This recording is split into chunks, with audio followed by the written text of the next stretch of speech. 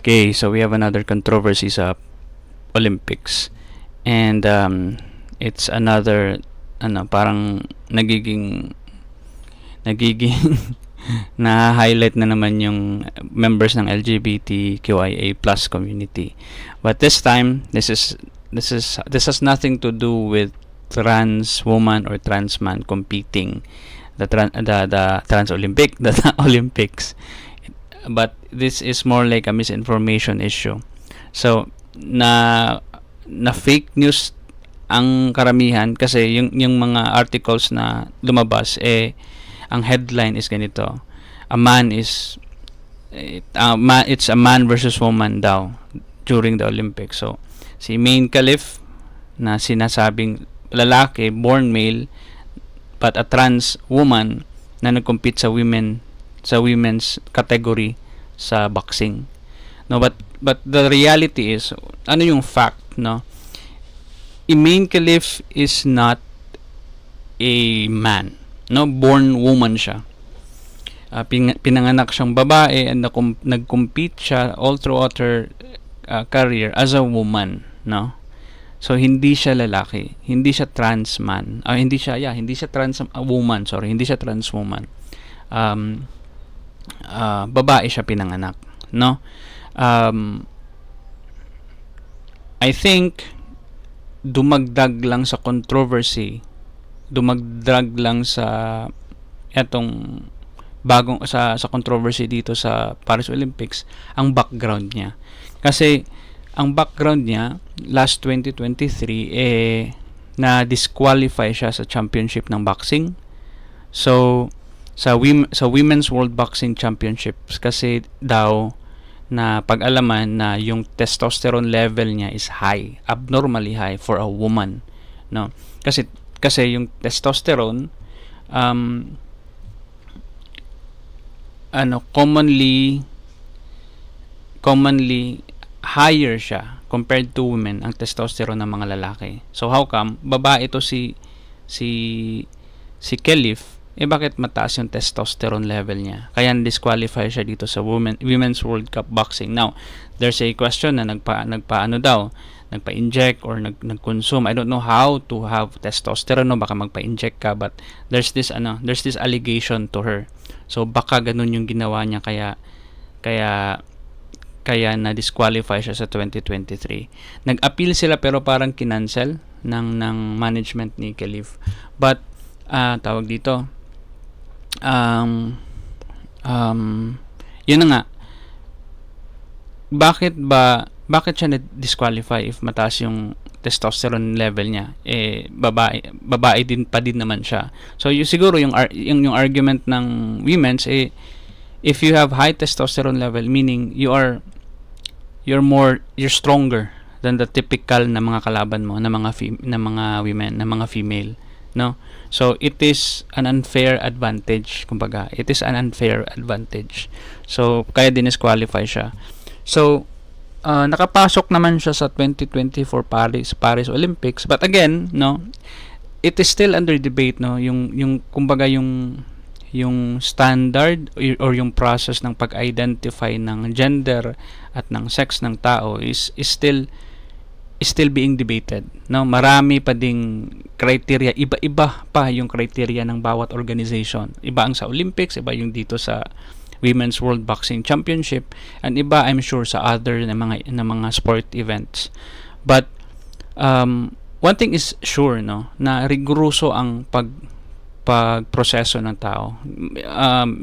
Rigorous yung qualification ng kanya-kanyang mga organizations. It's not something like eto nag-identify lang siya as male, trans man, papapasukin, no. There are a lot of criterias being tested. Kaya nga kahit na itong si Mane Khalif na di-disqualify pa, even though born woman siya, no doubt about it. Nakatira to sa Algeria, yung Algeria is parang bawal yung LGBT. So there's no doubt na itong babaeng ito ay babae. So nadi-disqualify pa siya kasi yun na nga, iba-iba ang proseso, ang standard ng iba't ibang organizations, sporting organizations. So what else? So my thoughts and comments. So ako naman, I would say, no, since iba yung development ng sex ni Emain Khalif sa other woman, I think we would have to add in our sporting event a different category. No, I'm not discriminating Khalif. Actually, I'm not actually discriminating Khalif. I am just aware of the fact na iba-iba talaga ang tawag natin, ang biology natin. It is very complex. We can't just simply, kaya nga rainbow, di ba? We can't just simply categorize people. So for me, no, Emain Khalif is a woman, she is a female, pero since meron siyang advantage, natural advantage sa kapwa niya babae, I think it would make sense to put her on a category na fair ba sa kanya at sa iba. I mean, if you look at Emain Khalif's professional na history, hindi naman siya dominating. Ang dami niyang talo. Sa 6 na prior to joining the Olympics, meron siyang career sa boxing. Sa 6 na laban niya, 5 times siyang natalo. Hindi siya nanalo sa Tokyo Olympics last year, no? So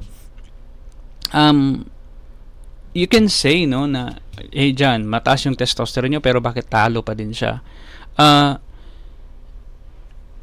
I don't know, maybe sa skill niya, maybe mas magaling talaga yung kalaban niya despite not having the advantage that Emain Khalif has.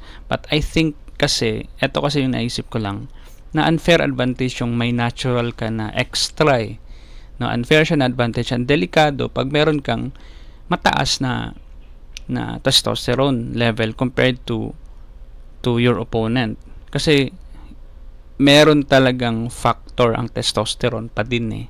Iba yung muscles mo, yung composition ng muscles mo, iba yung stamina mo, iba yung bone structure mo and all, no? So I think there should be a special category for women na may ganoong condition na mataas yung testosterone levels nila. Dapat doon sila mag-compete. Kumbaga mga super women, kumbaga.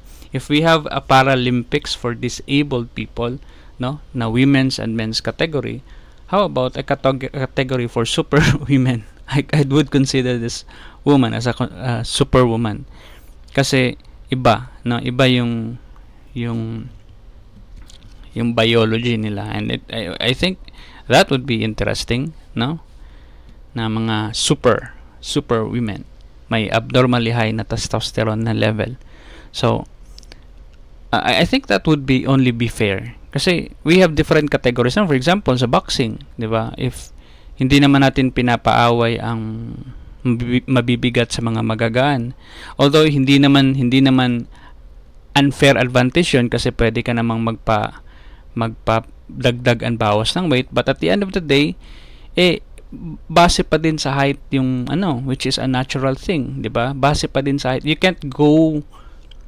can't professionally increase your weight if yung height mo naman is hindi ka naman mataas, di ba? For example, si Pacquiao, ganoon yung height ni Pacquiao, nakapunta siya sa welterweight, and di ba, ina-advisean na nga siya na hindi na yan yung weight mo, di ba?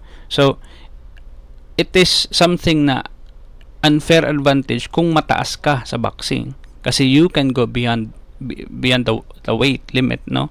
You can go a weight limit that is probably beyond the weight of your opponent. So an unfair na advantage, kaya nililimit yung mga yung boxing sa weight divisions.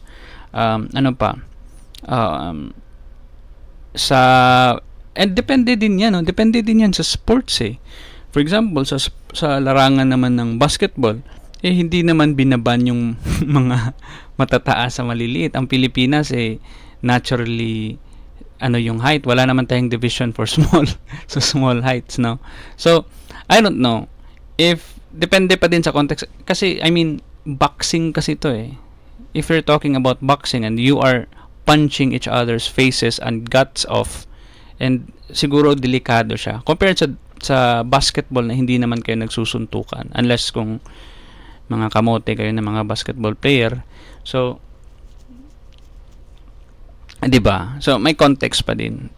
Iba kasi ang boxing eh. Nagsasakitan kasi kayo eh. So importante na i-check ang testosterone siguro if you're a woman or a man na abnormally high yung testosterone.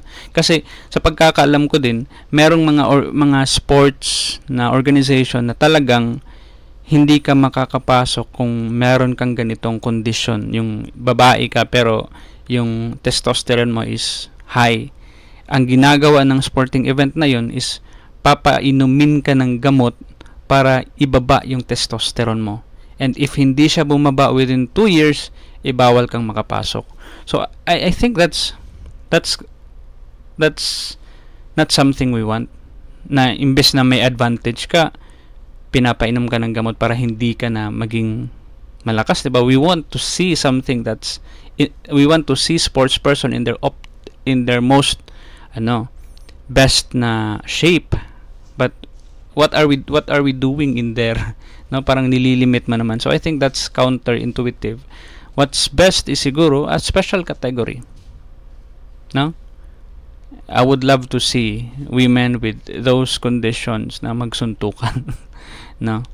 So yeah, I think that's it. And let me know your thoughts. Send them in the comments below. And if you like this video, please comment, like, and share, and subscribe. And if you like my hair, please say I like your hair, or ipaputol ko na tong buhok ko. Bye.